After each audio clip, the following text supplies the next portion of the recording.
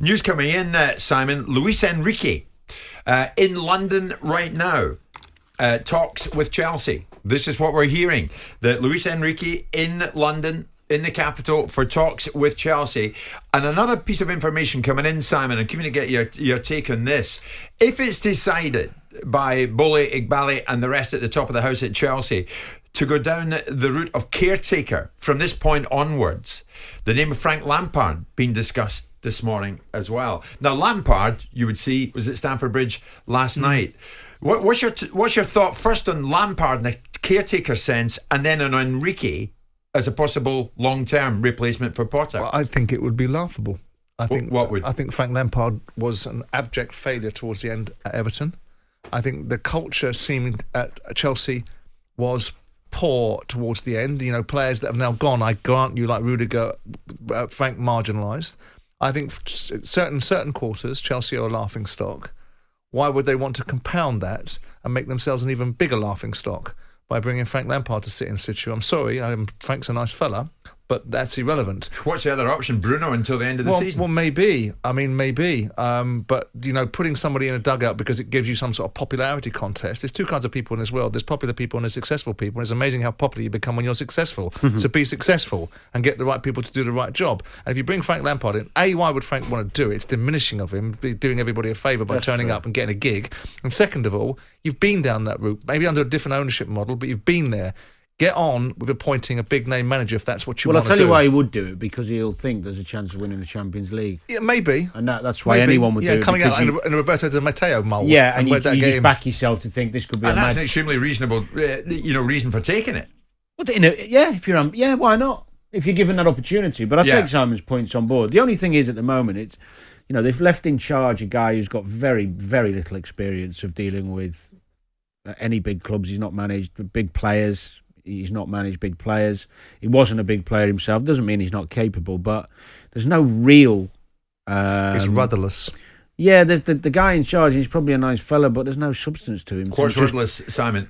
Bruno or the club at the moment? Well, a bit of both. I mean, look, the bottom line is I've always felt in these situations, it's the players that are going to make the decisions until a new manager gets put into situ. So the players will decide if they're going to play or not, like they always do. They played last night for him. There was a good attitude. They just can't hit a cow's backside with a banjo. Correct. In terms of scoring goals. Well, they just can't put it in the back of the net. And that's why we've constantly said that with all the money they spent, Danny, that's why City get Haaland. That's why Tottenham have Kane. I'm boring myself. On it goes. I'm boring myself with it. The last few games, you've seen him out of chances. If they had a striker there who for some reason they didn't want him, whether it's attitude or whatever, take it, but they had one in Aubameyang who would score those chances, more of them than Havertz. They've also got Sterling that could play down the middle. They could do anything different. They keep playing the same guys up top who aren't scoring. But there must be a reason, Danny. I mean, they aren't blind. These are people who operate. I mean, whatever we think of Graham Potter being out of his depth and an initial version of going to a big club, he ain't blind. Well, so why would they not play Aubameyang? Why would Arsenal bounce him out the door? Why would Barcelona not retain him? Okay, you say Lewandowski in the situation there. Well, they had to get and ultimately, why does nobody besides Thomas Tuchel want Aubameyang? Yeah. There must be a reason. Well, if you look, common denominator. I'll be wrong. He went to Barcelona and started scoring. But his goals to games are good. They had to get him out because of the financial situation in Barcelona and because of Lewandowski coming in. Yeah. Chelsea decided to take him. Well, Tuchel did, who wanted him and knew him from Dortmund, and of course understands him. Yeah. Then he didn't get an opportunity because he was gone in God knows how long, 5 seconds. So therefore he's been cast aside. But you're talking about a club who can't score goals, and you've got someone who's proven scoring in the Premier League year in, year out. So basically what they're doing is committing an awful act of self-harm. Graham Potter decided the best thing for me to do was get the sack. Because he can't score goals. My solution to my problem is I can't score goals. So what I'll do is I'll commit an absolute act of self-harm. I'll be so opaque, so obtuse, I'll not pick the one solution.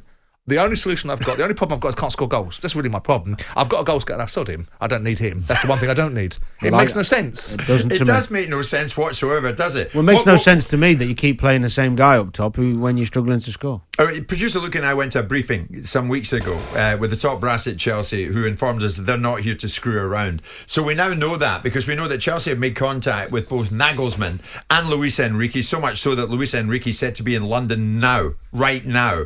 Luis Enrique, we hear 100% keen on the job. Why would he not be?